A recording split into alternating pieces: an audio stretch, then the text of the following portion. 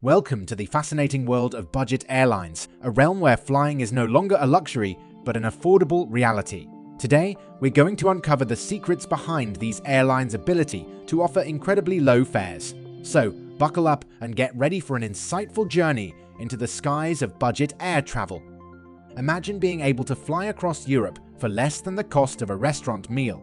This is the reality in the world of budget airlines, where a flight from London to Barcelona can often be snagged for as little as €10. But how is this possible?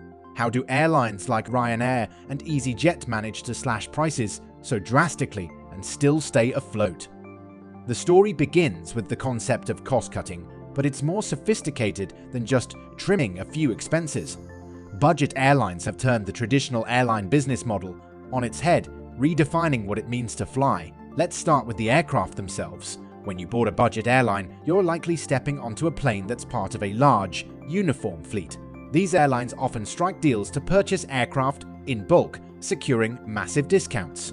For instance, Ryanair, during the aviation industry's downturn following 9/11, placed an order for 151 Boeing 737s at prices so low they'd make your jaw drop.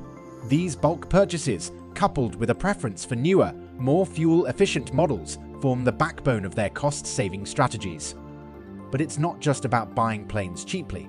The choice of aircraft plays a crucial role in saving costs across the board by operating a single type of aircraft, like Ryanair with its 737s, or EasyJet with the Airbus A320 family. These airlines simplify everything from maintenance to pilot training. This uniformity means pilots, crew, and ground staff only need to be trained on one type of aircraft, leading to enormous savings in training and operational efficiency. Inside these aircraft, every detail is optimized for cost efficiency. Take Ryanair's seats, for example.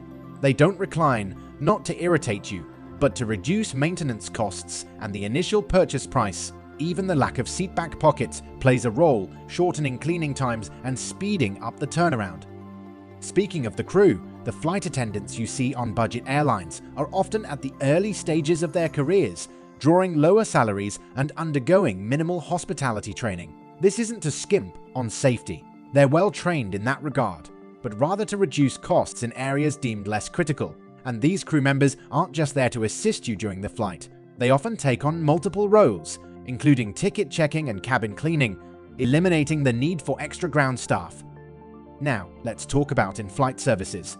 Gone are the days of free meals and drinks. On a budget airline, everything comes with a price tag. This a la carte approach isn't just a cost-saving measure. It's a significant revenue stream, from selling snacks and beverages to duty-free items and even lottery tickets, as Ryanair does. These airlines have turned their cabins into flying retail stores. Airport choices also play a crucial part in the budget airline strategy. You won't typically find these carriers operating from major hubs like London Heathrow or Paris Charles de Gaulle. Why? Because operating from these airports is prohibitively expensive. Instead, they opt for less costly airports, sometimes located quite a distance from the city they're named after. For instance, Paris-Beauvais Airport, used by Ryanair, is about an 80-minute bus ride from Paris. It's not even in the same region. By using these secondary airports, budget airlines save on landing fees and pass these savings on to you, the passenger. But perhaps one of the most intriguing aspects of budget airlines is their relentless focus on aircraft utilization. These planes are workhorses, spending almost every waking minute in the air. A typical Ryanair aircraft, for example, might start its day in Brussels, fly to Copenhagen, then to Prague, and continue crisscrossing the skies with barely any downtime. This non-stop operation is key to their business model. The more time a plane spends in the air, the more revenue it generates. In contrast to traditional airlines that operate on a hub-and-spoke model, budget airlines often use a point-to-point system. This means they fly direct routes without requiring passengers to connect through a central hub. While this limits their network compared to larger carriers, it simplifies operations and reduces costs associated with handling connecting passengers and their luggage. Now, let's talk tickets. In the digital age, budget airlines have embraced technology to cut costs further.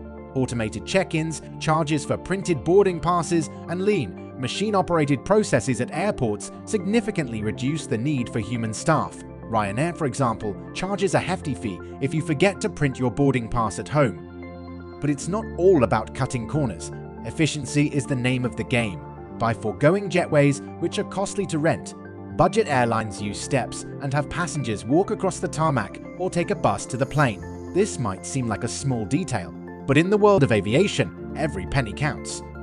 So, what does all this mean for the airline industry? The success of budget airlines has been a wake-up call for traditional carriers.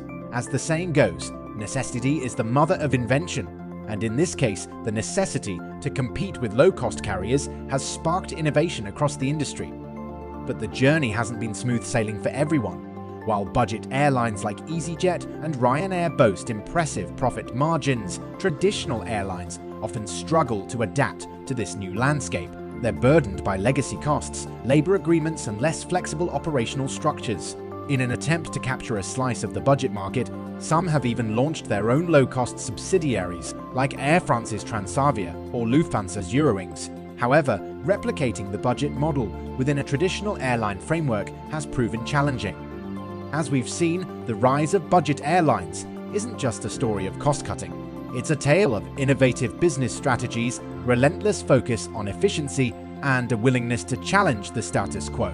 These airlines have not only democratized air travel, but also forced the entire industry to rethink how it operates. The next time you find yourself grumbling about paying for your in-flight coffee or the extra legroom, remember that these are the trade-offs that have made global travel more accessible than ever. The world of budget airlines is a fascinating blend of efficiency, innovation, and strategic thinking, a formula that has forever changed the skies.